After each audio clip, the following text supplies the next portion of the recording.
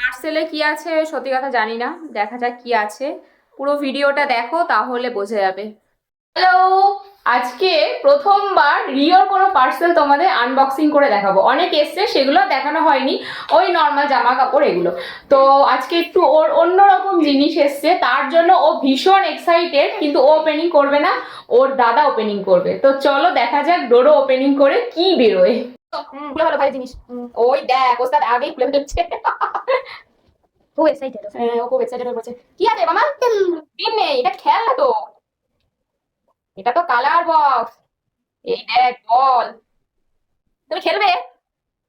তুমি খেলবে? তুমি দাদা থেকে শিখে নাও। এই যে দেখো এখানে একটা বল রাখো, দেখো দেখো এখানে একটা বল রাখো। ঘটনা হচ্ছে দাদা ভাইকে শেখাচ্ছে। ঘরের অবস্থা হচ্ছে বিশাল বিশাল বিশাল ভালো, কারণ এটা যদি রিও না বাই চান্স শিখতে পারে তাহলে তো গল্প আছে।